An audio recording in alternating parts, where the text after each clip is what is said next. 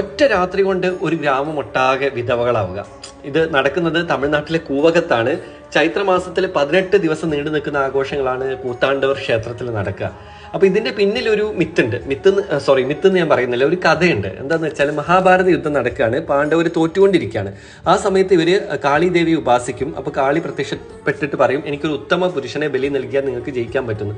അപ്പോൾ ഉത്തമ പുരുഷന്മാർ എന്ന് പറഞ്ഞാൽ കൃഷ്ണനും അർജുനനും പിന്നെ ഇരവാൻ എന്ന് പറഞ്ഞ ആളുമാണ് ആ കൂട്ടത്തിലെ ഉത്തമ പുരുഷന്മാരുണ്ടായിരുന്നത്. പക്ഷെ അർജുനനെയും കൃഷ്ണനെയും ബലി കൊടുക്കാൻ പറ്റില്ല, അവരാണ് അമരക്കാര്. അവസാനം ഇരവാൻ ബലി കൊടുക്കാൻ തയ്യാറായി വരുന്നു. പക്ഷെ അദ്ദേഹം പറയും, ഞാനൊരു ഉത്തമ പുരുഷനല്ല, ഉത്തമ പുരുഷനാണെങ്കിൽ സ്ത്രീസുഖം അറിയേണ്ടത്, ഞാൻ വിവാഹിതനല്ലാന്ന്. അപ്പോൾ അവരെന്ത് ചെയ്യുന്ന വെച്ചാൽ അന്ന് രാത്രി ആ ഗ്രാമം ഒട്ടാകെ അന്വേഷിക്കും, ഏതെങ്കിലും ഒരു സ്ത്രീ ഇയാളെ വിവാഹം കഴിക്കുന്നു. പക്ഷെ ആരും തയ്യാറാവുന്നില്ല, ഒരു രാത്രിക്ക് വേണ്ടിയിട്ട് ആരും തയ്യാറാവുന്നില്ല. അവസാനം ഭഗവാൻ മോഹിനി രൂപം സ്വീകരിച്ചിട്ട് ഇരവാനെ വിവാഹം ചെയ്യാണ്. ഒരു രാത്രിക്ക് വേണ്ടിയിട്ടാണ്, ഒരു നാടകമാണെന്ന് അറിഞ്ഞിട്ട് ആണെങ്കിൽ പോലും മോഹിനി ഭഗവാൻ ഭയങ്കരമായിട്ട് പ്രണയത്തിലായി പോകുന്നു. പിറ്റേ ദിവസം ഇരവാൻ മരിക്കുന്നു.